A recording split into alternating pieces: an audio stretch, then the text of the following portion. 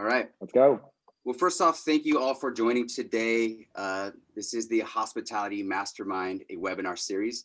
I think we're on to our 14th, 15th webinar since COVID began, and it's just been an amazing time to build community and encourage best practices both personally and professionally. Very excited because we have such an amazing panel today. And again, please be reminded to type in any of your questions as we go through this webinar. Feel free to ask any question. There's no bad question.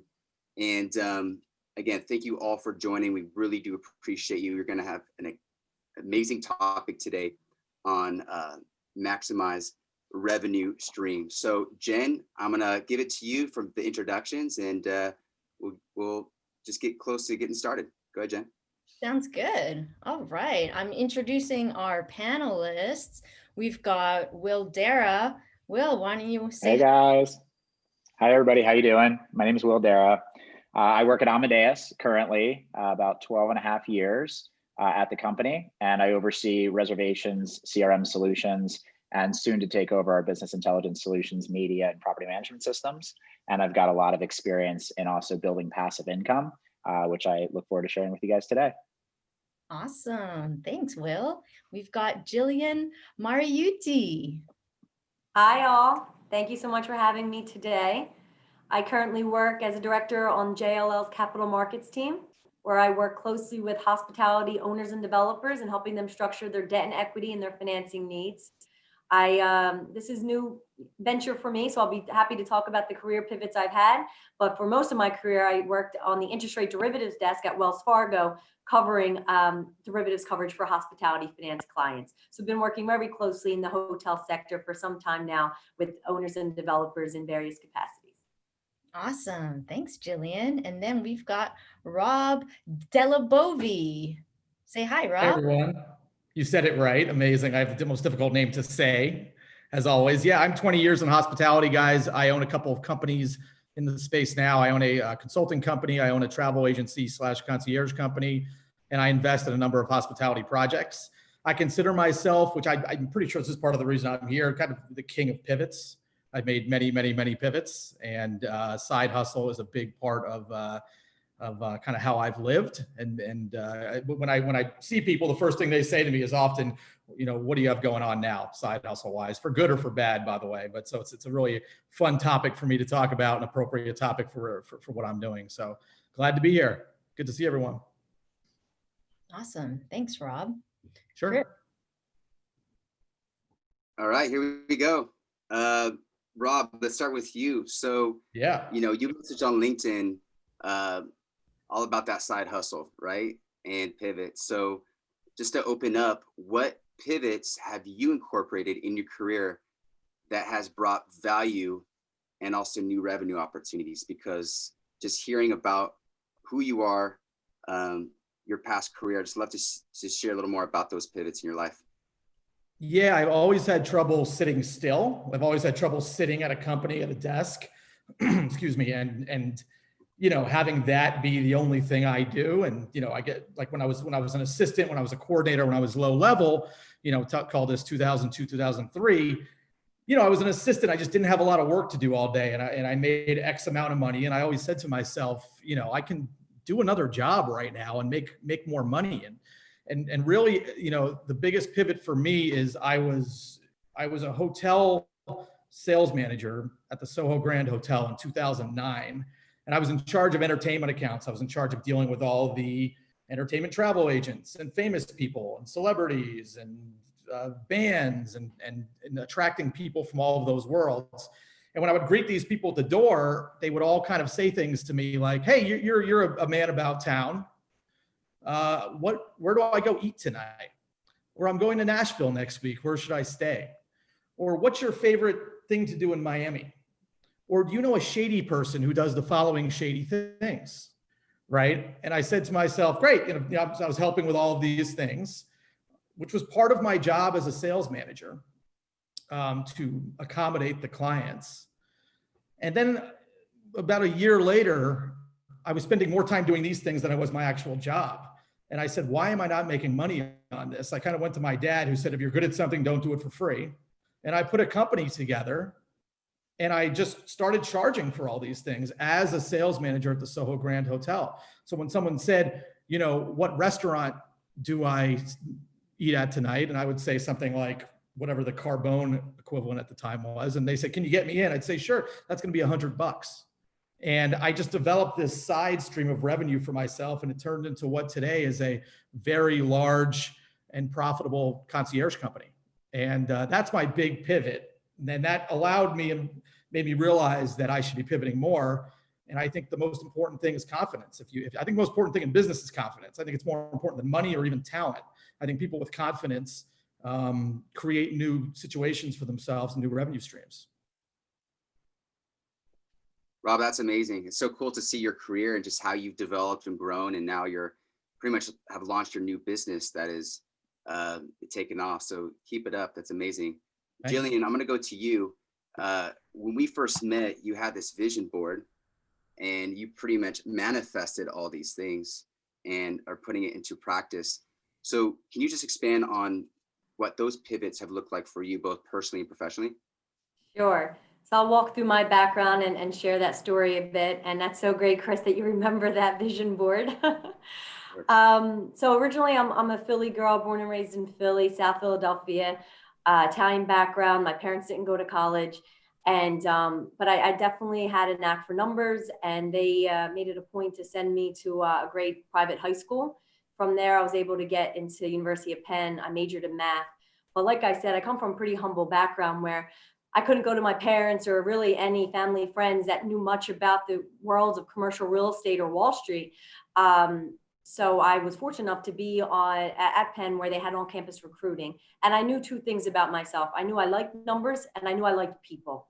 So I wanted a field where I'd be able to apply both interpersonal and quantitative skills. Definitely did not want to be stuck in a cubicle crunching numbers. So I really needed to figure out what it was that existed out there. So I was lucky enough to have this on-campus recruiting, and I dropped my resume to a lot of different jobs. And through the interview process, I was learning just as much about them as they were learning about me. And I was able to get clarity on what type of job had that balance. So my first job out of school was joining Wachovia's interest rate derivatives desk. And talk about being adaptable and pivoting. I started my career June 2007. Very interesting time to start one's career in finance. Wachovia soon then becomes Wells Fargo, and was able to weather the storm there and be adaptable under the new regime. And I was placed on the commercial real estate team. That was just by chance.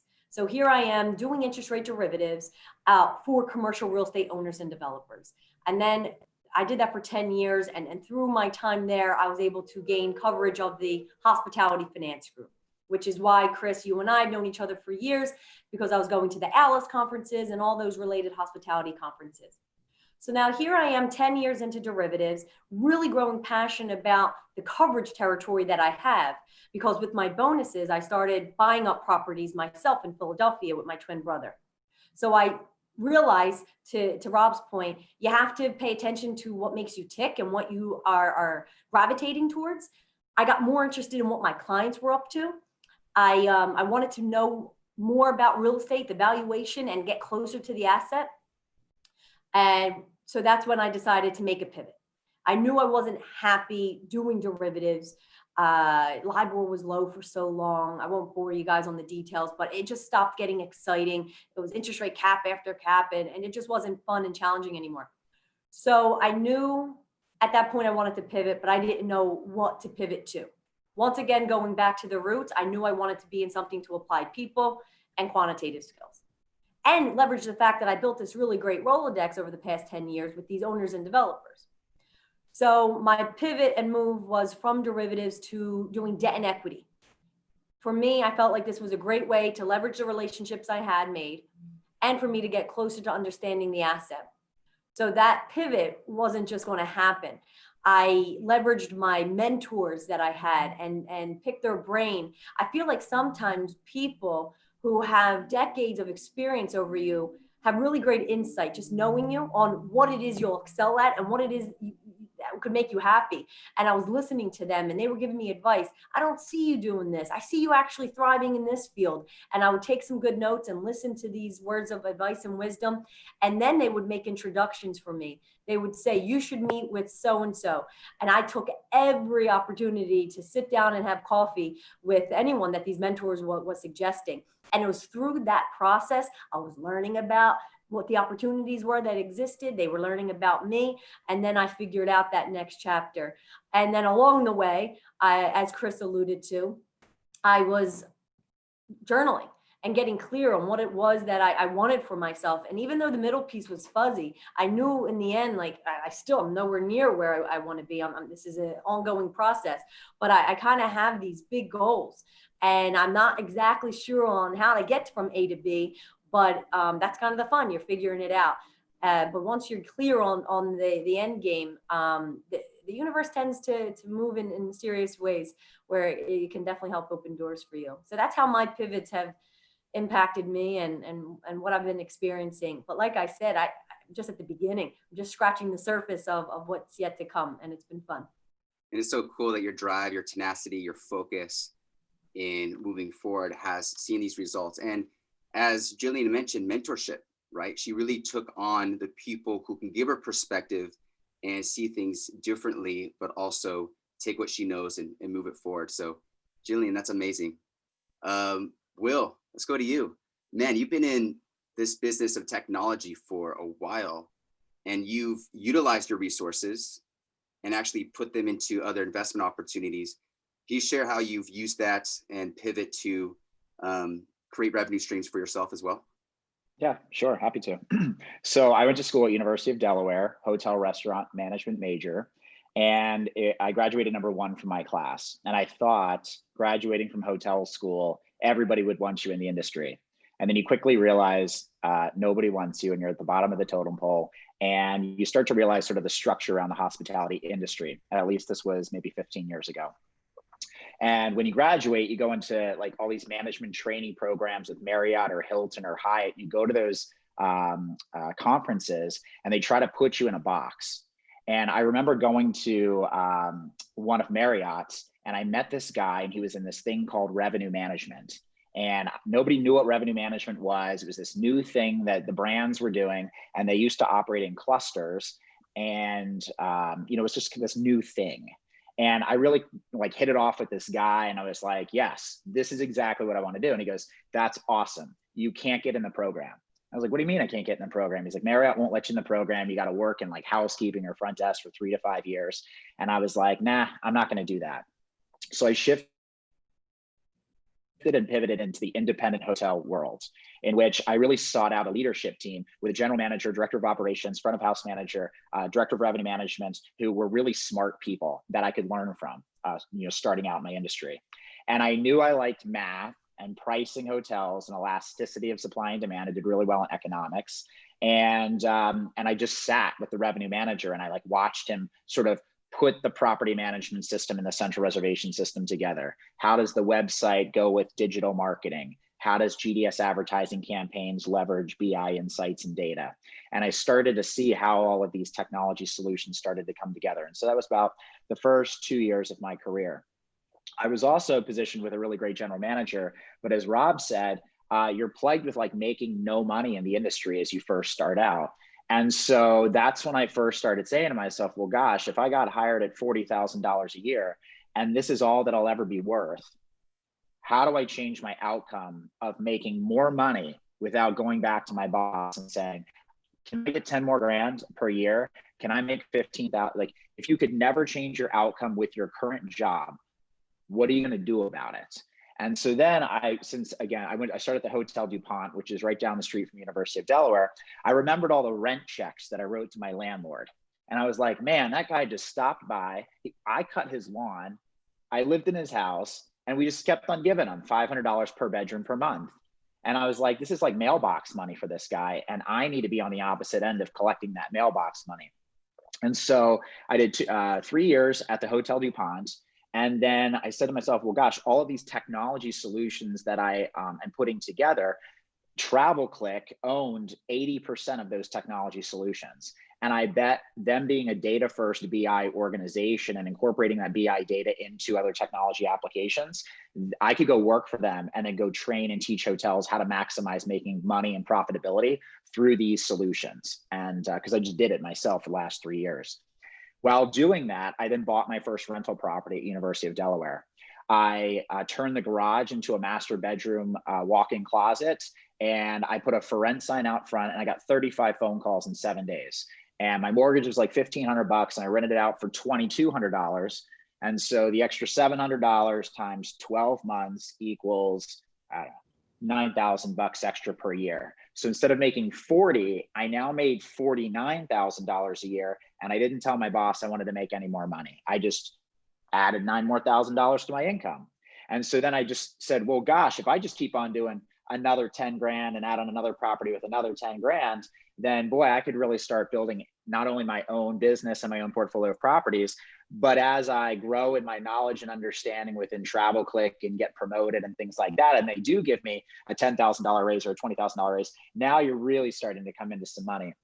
And so one of the other pivots I did a lot with TravelClick was I was always open to moving. There was a new opportunity, there was a new market. When there was an opportunity to move out west because the person wanted to move east, I moved west. When we wanted to open up the casino and the gaming market, I moved to Las Vegas, and I lived on the Strip in relationship with the heads of all the major casino companies for 2 years. And so while today I reside in Scottsdale, Arizona, over those last 12 years, I've amassed a portfolio of 9 houses, 55 tenants. And so I leverage technology within hospitality, but then I also apply the pricing and the revenue management principles to now starting my own Airbnb business and becoming a super host. And now I'm actually leveraging the Airbnb platform to do pricing, be a super host, take care of guests, install smart locks on the doors, so that therefore I basically have like a housekeeping program. I have I install locks on the doors. Everything's digitized smart out of the TVs and the air conditioning and things like that. So you can control all that stuff from your phone.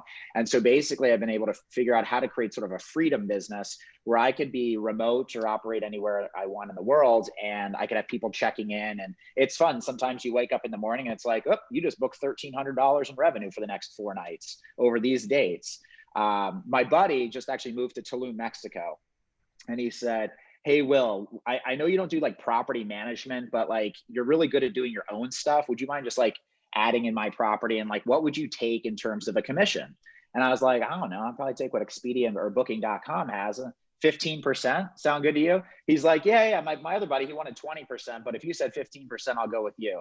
But he's like, here's the deal. You got to like bring your contractor in. I got a punch list of items. And so I brought in my contractor. We knocked out his punch list. I installed smart locks on the doors.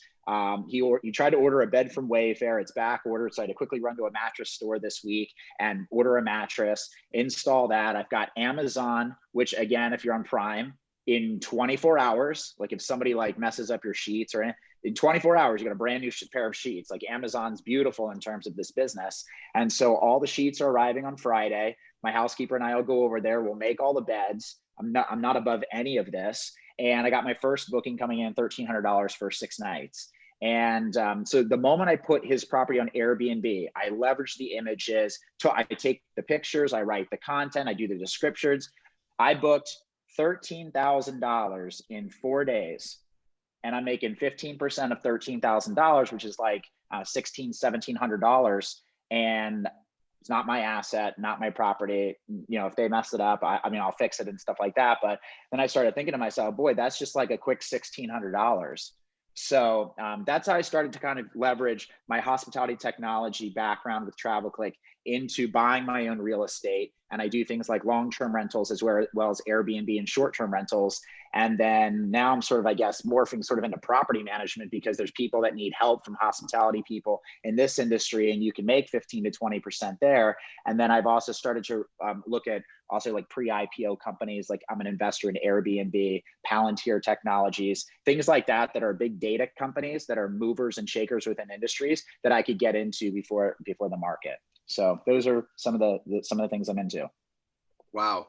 So you guys can see the common trend here, right? Is maximize revenue streams with basically the resources they have into real estate, just like Rob has invested into other companies as well. So hopefully you guys are taking some notes and identifying what could work for all of you too. And Will, I appreciate the thorough detail of what you've been doing, and that's incredible. Jen, I think we have a question from the audience. Yeah, this one is directed for Jill. It's from Antoine. You talked about mentorship, but also about journaling. Can you tell everyone a little bit more about how journaling helps you pivot? Sure. So for me, when you're at like a transitional place in your life, I feel like you, for me, I did derivatives, felt a little complacent, was itching to lift that bar higher. Felt that the ceiling was right there, and I just really have these bigger dreams. So when you're in this place of not having clarity, I talked to some mentors, and my mentors told me that a way to get clarity is to journal, and that you have lessons in your own words. So when you write down, I mean, there's no structure to it. You just write down whatever is on your chest, whatever you're grateful for, what's going good in your life, what's keeping you up, what's giving you a little anxiety, just put it all there. And I started doing that.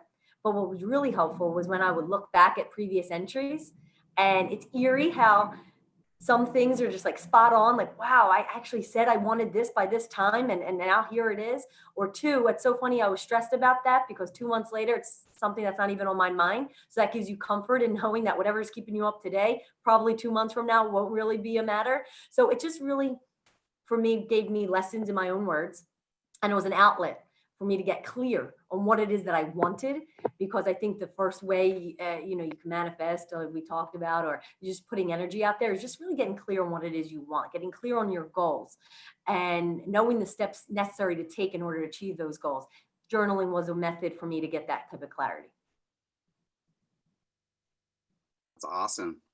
Jillian, thanks for that explanation. That's really cool. Next question I'm gonna go to is Rob.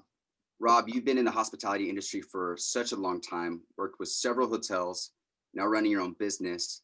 And I'm sure you've engaged with several people who might play it safe. So why do we play it safe and not take chances? And how has your resilience in achieving results become your motivation? Can you expand maybe on what that could be and how people can kind of get out of that playing safe mentality? Yeah, I mean, this is people playing it safe is why people like me are able to make money with these crazy side companies. I think most people play it safe because they're afraid of failing, right? And as I said in my first comment, this is all about confidence. It's confidence and awareness. Be aware that something, when you see something that sucks, instead of saying, hey, that really sucks, say, wow, maybe I can fix that, and maybe I can make a business out of fixing that. And if you have the confidence to actually move forward and do that, great. You have a business. So that it all breaks down to confidence for me.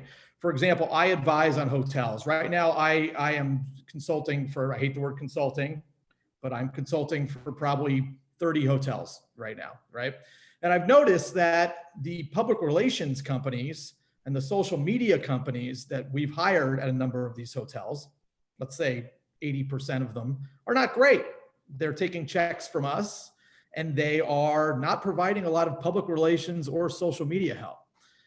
So I just kind of said to myself the other day, wow, these companies are not doing a very good job. And we're firing a lot of these companies or rehiring other public relations and social media companies.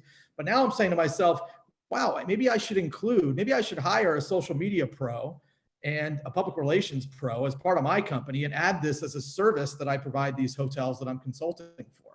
So awareness-wise, I'm seeing something sucks. And then confidence-wise, I'm saying I'm the one who's going to change it, right? And that means taking on some salaries. That means spending some money on promotions and marketing. And it might be a disaster. I might lose thousands of dollars doing this, or I might turn into a full-service agency that provides social media and public relations assistance. So it's just, people don't try because it costs money in a lot of cases. And they're afraid they need to leave their current situation to do so. But during COVID, half the world is unemployed. So I think this is a great time to say, what can be better? What am I good at? What can be better? I'm into trading cards now, nerd alert. I'm into trading cards, baseball cards, because I've been home alone doing nothing. And all these people are into baseball cards now. I was making fun of everybody, and then I tried it and I like it. And I've noticed that the way these people trade cards is on YouTube with these like crappy, like live YouTube things with low production value. And just, they're doing a terrible job in terms of selling what they're selling this industry and trading cards and becoming a community. And I'm saying, why doesn't somebody create a community amongst these collectors and create create these breaks that they do with better production value than just a crappy YouTube video? So I literally got on the phone and called the #1 company that does this in the world, that creates trading cards. And I said, hey, I'm just some guy. Why isn't this happening? I'd love to partner with you guys and start a company where we make a lot of money creating these amazing experiences around trading cards. And that company, the biggest company in the world that does this, wrote back to me saying, that sounds amazing. Let's get involved. We'll put money towards this. And now I have a business. Like, I don't know where it's going to go, but it took A, awareness. The trading card industry is garbage. And B, confidence to call the #1 company doing it, their CEO. I just figured out how he did his last name. Will.Darrah@TravelClick.com, right? I figured out how they did their emails, and I emailed the CEO, and the CEO wrote me back immediately saying, let's start a business. So I just think that people don't do this because they're afraid to, and they should stop that immediately. Not even all of that cost me $0 to send that email, and they're throwing the money at this, so it didn't cost me $1. That's cool. Yeah, I would love to piggyback on that. Rob, I couldn't agree more with the confidence. It's so crucial, having that self-belief. And I think another angle on why people play it safe so much is because it's their comfort zone. And when you're trying to raise that bar, you get uncomfortable. So you have to start getting comfortable with being uncomfortable if you're really going to take it to the next level. That's growth. It's painful to leave careers or relationships and stuff like that. And that's growing. So that's why people stay kind of level, because they rather avoid that type of growing pains. And I definitely agree with the self-belief. It's so instrumental and crucial to really, taking that on. And you need to have a burning desire. You need to want something the way you want air to breathe. If you have that desire to that level, that's when you're catapulting to the next level. And that's when you're embracing the discomfort. That's so cool. Yeah, be overconfident, by the way. Like, people describe me as overconfident. It's not a compliment. I'm aware of that. But like, be overconfident and just go for it. And if you fail, who cares? Who cares? Yeah. Go on to the next thing. Do it on the side. You have nothing to lose. And Will, I know you talked a lot about just other investment opportunities you've created these past years. And so can you give some advice to our audience when it comes to, not playing it safe, investing into other opportunity streams, not just relying specifically on one source of income, and how people can maybe take those chances?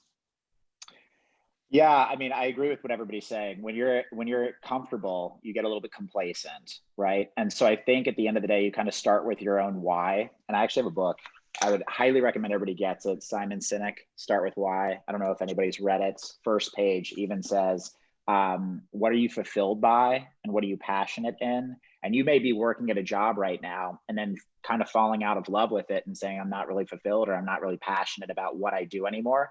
And I need to go seek out ways in which I can become more fulfilled. For me, I like to be creative, whether it be through collecting artwork, designing interiors, renovating houses. But actually a lot of my interests cost a lot of money. And so, I buy houses, I literally renovate them. I get involved with the contractors that are renovating them. Sometimes I actually try to do the work myself. Like I installed flooring at a house by myself a couple years ago. And again, it's just because I looked at the price tag and I said, $4,000 for somebody to lay this floor. I'll just install it myself and try to learn it on my own. And so, and again, YouTube is a great channel to be able to do this, or again, hire somebody and hire a friend who knows how to do it and then just kind of tag along with them. But a lot of the things that I've done have been around, how do I gain fulfillment? I gain fulfillment around leading people, seeing people be successful, and bringing people up to their true success and what they can do within their capabilities. So TravelClick and Amadeus, I do that. I lead a team of people. I really like real estate. I will spend more money on buying the right location or buying on a college campus, which has reoccurring revenue every single year. I don't have to work that hard for it. Or you buy in a location in which just has high demand through sort of Airbnb. I own an Old Town Scottsdale here in Arizona, and I noticed we're like the next bachelor party, bachelorette party, people trying to get together to be able to walk to the bars. Interestingly enough, and just thinking about things in COVID changing things, right? Like Uber's business completely shrunk around now. You'll find it's harder to get like an Uber to various places that you want to go, or you'll wait longer. Well, that hinders people from like going to restaurants. So if you own real estate near restaurants and they can walk, then they don't have to wait 20 minutes to try to find an Uber to be able to get somewhere. And so I saw my real estate on locations boom, while other Airbnbs that require, call it transportation to get to and from various places, they're not booming right now. And so those are just like different things that I look for is, you always hear like buy location, location, location. Like that's one of the things I do. And then I don't mind buying like ugly houses because look, between changing the floors and changing the paint and doing some tile and things like that, you can make things look really amazing. I took a couple risks. I bought a house in Scottsdale every year for the past 5 years. I just knew that Scottsdale was a really fun place to go, like golf, spa, dining, had a lot of tourism here. And we've seen our real estate almost double in the last year. So every single one of my properties have almost doubled in value in the last year. And of course, I'm a portfolio long-term outlook person. So I'm going to just hold on to my portfolio, but then that increases rents, it increases rates. Inevitably, it increases your passive income. And when you look at environments like this, where interest rates are really low, you could basically borrow money for free right now, buy real estate, and immediately the next day make $500 to $600 over your mortgage on real estate right now. And so, real estate's a really great place to put your money. And then in stocks right now, I've gotten a little bit more. And again, it's funny because Rob's like, I'm sitting at home and I'm thinking like trading cards. I'm sitting at home going, I don't really know a lot about the stock market, but I know that there's money to be made. I don't really know anything about options right now, but my friend hit me up yesterday and told me he made like 3 times on his money just yesterday. Like, how are people doing this? And how come I feel like I'm a smart guy. Like, I just have to kind of figure out like how that works. But imagine like being able to your industry, whether it be hospitality or another industry you're joining this webinar from, who the market leaders are, what potentially what their competitive advantages are, maybe throw some money at that company and see what it does in the next quarter.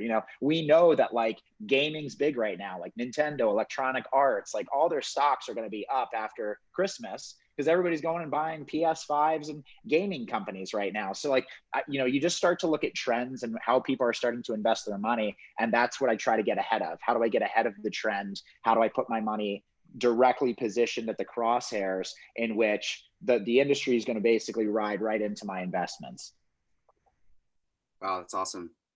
I love that. It just makes you think we all have an opportunity to invest in so many different situations out there, and we can't just limit to one. So I'm gonna bring it back to Jen right now. Jen, I think we have a question from the audience, or just more of a statement from Antoine.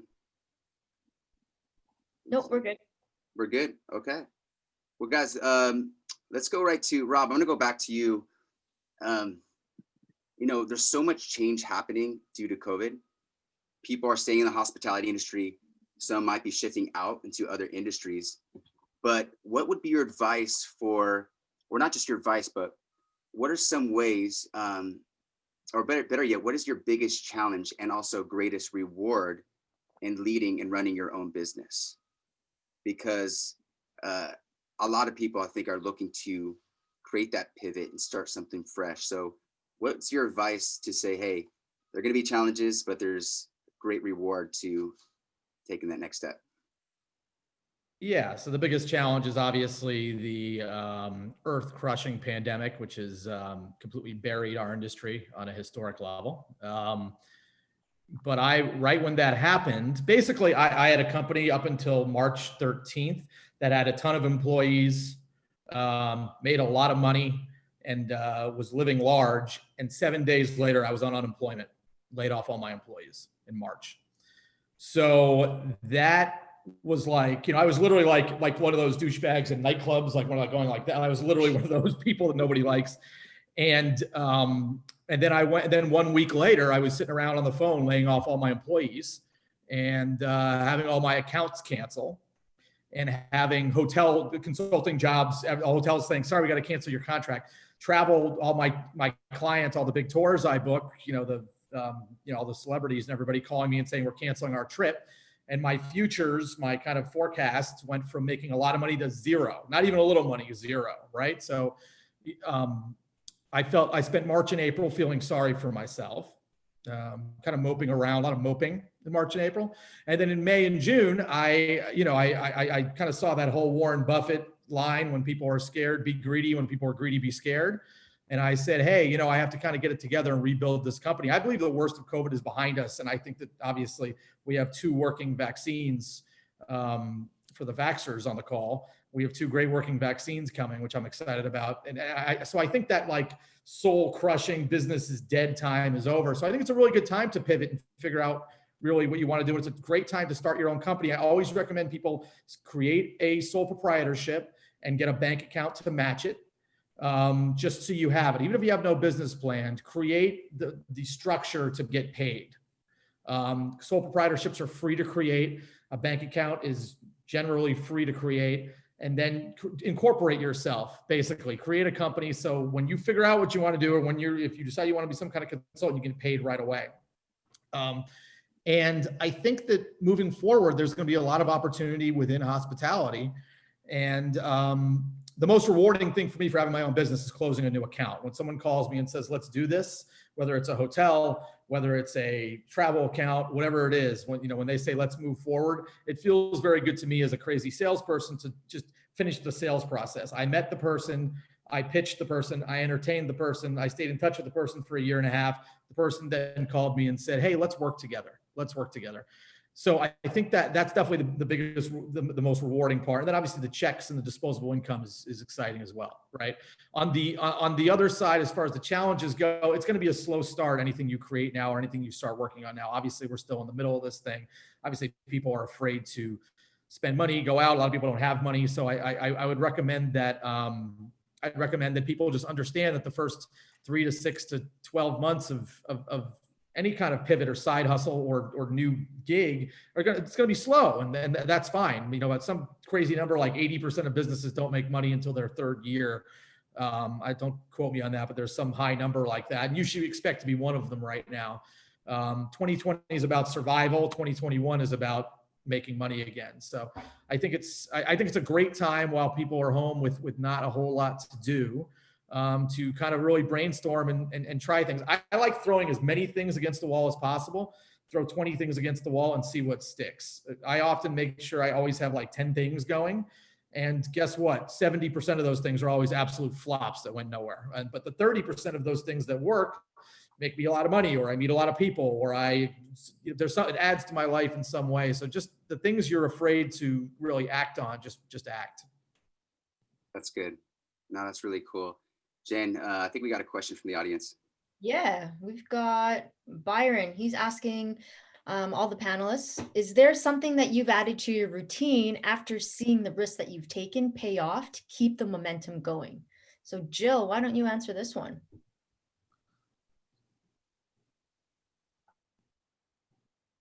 All right, so let's see, something that you've added to your routine to help you with the risks. Work more hours. Look, I think Rob hit the nail on the head when he talked about challenges right now. And the challenge is definitely for any entrepreneur. And even though I work at a big company, I'm eat what you kill. So we don't have base salaries or anything like that. So it's just like an entrepreneur where you have to build the business and you only get paid when you close deals. And when that business gets derailed from a black swan event, that's the most challenging thing. But that's also opportunity because there's a lot of volatility going on. So this whole theme has been talking about how are we going to pivot? How are you going to now find opportunity so that you can pay rent and keep the lights on? So I already mentioned that I structure debt and equity for commercial real estate owners and developers. Well, there's not a lot of hotel construction going on or financing available for any of that. But what is available? there's probably going to be a lot of lenders who are looking to sell some of those loans at a discount. So you have to pivot and see what is available and what is going to transact and close in today's environment so that you can get paid. And you have to bring your attention to that. So something that has changed in my routine is I'm not looking for deals in the same places I was back in January and February. I'm looking for deals that can close in today's environment. And for my little world, it's deals where I'm financing multifamily and industrial assets. Or if I am dealing with my hotel owners and developers, I'm maybe working in more distressed areas where I can help them find new sources of liquidity and new financing tools. So that's very specific to that. But the overlying theme is you have to pivot and adjust to, what the market is dictating. I agree with Rob that I think we're going to hopefully be on the up and up from here, and 2020, rock the boat. But 2021, things will start coming back. And as the vaccine rolls out, there's a lot of pent up demand for folks to want to go back to traveling. And there's going to be a lot of hospitality growth and potential. And you want to tee up for you to be right in that seat for when it comes. So have I hung up on all my hotel clients these past 7-8 months? Absolutely not. I'm holding their hand. I actually found some equity for 2 of my clients. This is going to be a client for life. I was able to pull a rabbit out of the hat. So you also have to take into account that you need to nourish those relationships now so that you're well positioned for when things come back. You're the person they're going to call, and you're the one that's teed up to do that deal and to be, in line to get that business. So it's a little bit of straddling, nourishing those relationships on things that can't happen today, while also targeting your attention on anything that can close in today's environment. I love that you talked about relationship engagement. That is so crucial, especially in this times. Do not forget about the people we've learned from and worked with and continue to grow with. Before we tackle a few last questions, just want to give you guys all an overview. Jen and I, through the Hospitality Mastermind series, have put together something really cool.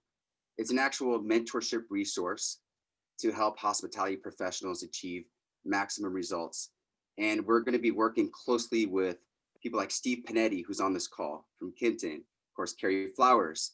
We've got global travel managers, Shannon Wilson with Amazon and Sean Parham with Snap, talking about core principles. So it's a really cool resource where we're going to help each other grow and develop and enhance our careers. So Jen, why don't you take it away on that next step? Yeah, so we're just going to see who's interested, and if you want to learn more about it, I'm going to launch this poll, and then if you can, just click either yes or no, and then we can move on to the next few questions.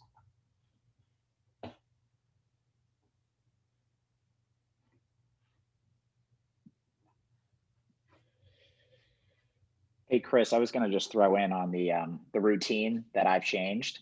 Couple things. One is I definitely got back in the gym. I think we can all say that we may have gained some weight over the quarantine period. And so I really start my day with going to F45. It's 45 minutes. It's a functional training. I realize I am not as in shape as I should be, and it really gets the body moving. And I think as we're all at home and sitting there, call it complacent, getting out of your house, going to a class and going to get fit is a really great way to kind of start your day. So that was one of the things that I changed. One of the other things I changed was I started to look at all of my loans and how to lower the interest rate.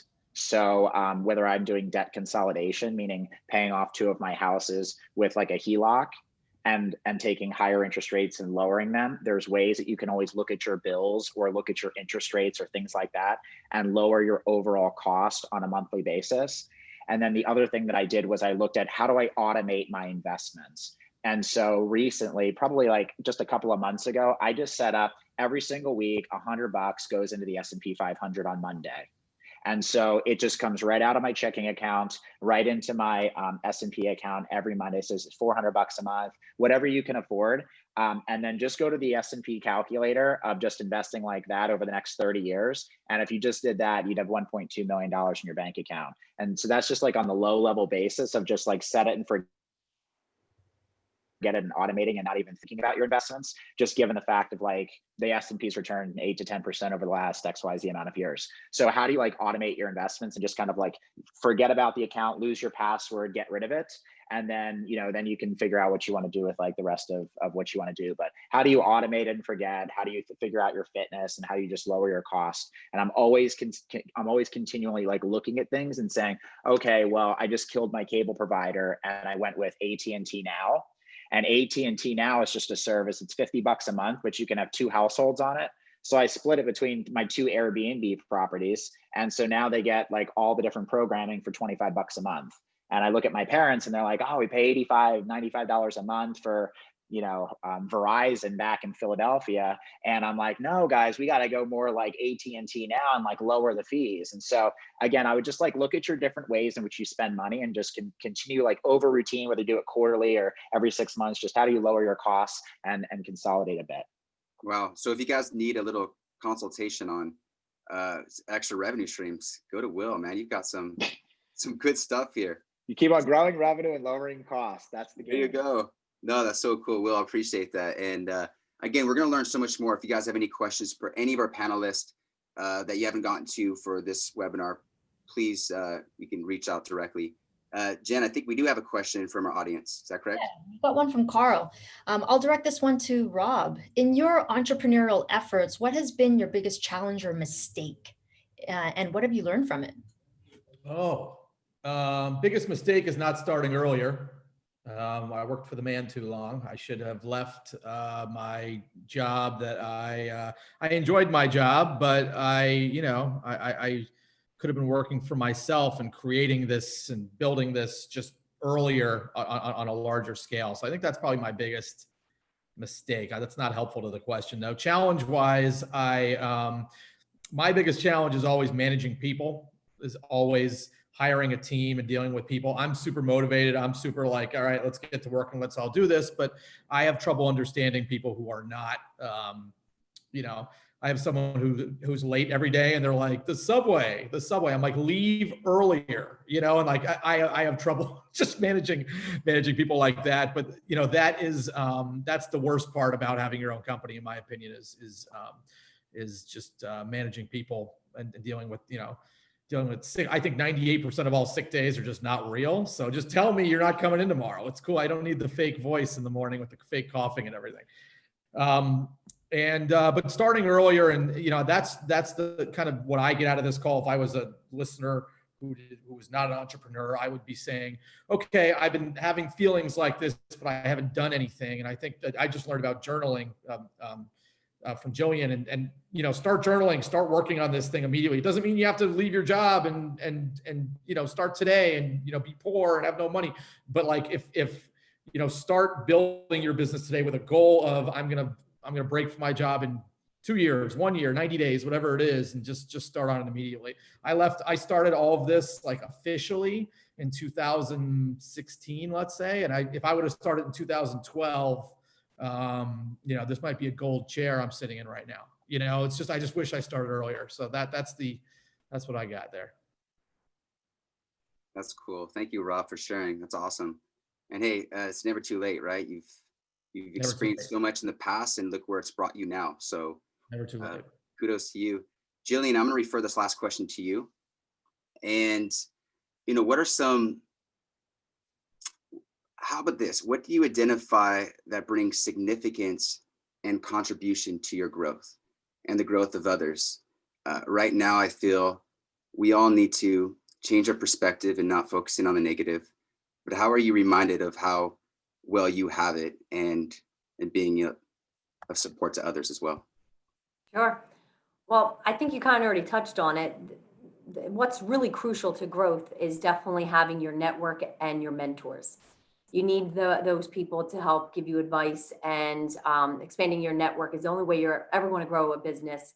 No matter, being an entrepreneur, no matter what business line you're in, the more and more people you talk to and expand your network, it's just going to be crucial. For me, some things I do because there's going to be tough days. We already talked about this Black Swan event. We already talked about a lot of deals that I thought I had in the pipeline in January, February that were not going to close. How do you still keep your momentum and your positive thinking? You got to focus on what you do have. You got to focus on what you're grateful for and what your gratitude. I touched on it when I talked about my journaling. I don't just sit there and complain about everything that's keeping me up at night. I talk about and think about everything that I'm grateful for. And I truly believe in energy. What you think most about, you attract, you're a magnet to it. So that's fine to be concerned and have some, anxieties, but you must focus on what, all the good and the gratitude that you have. And I think that's a stepping stone to keep attracting more things like that into your life. Love that. It was especially about journaling and reflecting and messaging your thoughts and always focusing in on gratitude. Will, do you want to expand? I know you're talking about journaling, by the way. I'm journaling starting tonight. I've never heard of journaling. I didn't know journaling was a thing, but I'm totally into it. I'm starting to. It's a very senior guy in commercial real estate, owns a bunch of buildings. He was on a panel. And I asked him this question maybe 5 years ago when I was kind of thinking of my transition. And I asked him what he does, something tangible. You get so many advice on do this, do that. And he actually gave me this tangible thing and I did it. So great. I highly recommend it. That's so cool. Yeah. Will, do you want to expand a little bit about just the contribution, especially you helping so many people in your own career, see different insights? How have you paved the way for others? It's probably it's mindset for people. And I know that's the, the name of your company here, but it really is. I think it's getting people in the right mindset and getting them to understand like, hey, look, this might be what you're doing today. But where do you want to go, right? And having that vision of where you do want to go, and then really putting in the tactical steps to be able to get there. And so what I try to do with people is try to understand, okay, what are your, knowledge, skills, and abilities today? And then how do I improve each one of those areas, your knowledge, your skills, your abilities? Do I need to give you more education here? Do I give you, more training here? And then when you give people the skills, right, then they can go ahead and progress on their own. So really, I just become a mentor to people and put them in the right path, give them the resources, give them the skills. I'm not the smartest guy, but I can arm you with the right people around you that will then become the vehicle that's going to get you to where you want to go. And I've seen just a lot of people who have worked for me either leave me, leave the company and go work for somebody else and become VP of XYZ over there. And I'm so happy and thankful that, and grateful that they came to work for me at one point or another in their career. Hopefully they'll work for me again at some point, or just, potentially hey, I want to squeak out a little bit more money to take a family vacation this year, or how do I do, you mentioned something like this on how you do that. I don't understand that. And so it's just that I always am just trying to continue to evolve and learn. If I don't know it, I'm going to go seek out a book or try to go seek out people who do know more about it. And then I try to just bring that back to other people and sort of dumb it down so that therefore people can really get it. And then take the steps forward that you want to take in life. So. That's awesome, Will. Thank you. Rob, any last thoughts on contribution and what that's like for you? Sorry, last thoughts on contribution? On just what the importance of contributing to, what's your advice for others as far as just focusing in on being a contribution to others and being a light and being gratitude? And what is that like for you? Yeah, look, mentoring and helping people along the way is huge. And I like to say we're building careers here. We're not just giving jobs. I don't want to hire people that want to be a management level or a coordinator level employee and get a paycheck and live life. I want people that want in 12 to 18 months to move up. And I tell people when I hire them, if you're great and you care and you want to be here, I'll cut you in on this company. This is it's just, that's the hard hiring talent and finding people who want to be there and care is so difficult. So mentoring the right people is great. I think what Jillian said was the best thing on the whole call. I'm mad at myself. Thanks, Rob. No, Jillian, respectful to Will. I'm mad at myself. Competitive me is mad I didn't say it, but Jillian's spot on, which is, the more people the more successful you're going to be. And when you tell people what you do, that's a challenge I had. Maybe when I quit my job and I started doing what I was doing, I told the whole world what I did, and I expected everybody to call me back and say, let's get started, right? Some of them will call me back a year later. Some of them call me back 3 years later. Some of them call me back 2 years later. This is a long process, gaining clients and building your business and meeting as many people as possible to work for you, for networking, to learn new things, to be clients. It's just the most important thing. I think anything that's said, just meet as many people as possible, from CEO to janitor. Just know everybody and grow your network. You never know that one person that could radically transform your life. And of course, Carrie Flowers always says, hey, remember, it's me. So yeah, Carrie, you've been a big support. You'll get that. But guys, we can't thank you all enough. The panel has been incredible today. Let's all give a virtual round of applause for all their time, wisdom, feedback. If you have any other questions that you couldn't address today, we can reach out to them directly or us. And please tune back in. Our next Hospitality Mastermind series is December 9th. I'm not going to tell you who yet, but it's a great panel. It's going to be on fire. So again, thank you all for today. Go out there, be great, be of support to one another, and you're all awesome. So happy Wednesday. Thank you for having us. So much. Thanks, Chris. Great time. Thanks for having us. Thank you guys. Talk soon.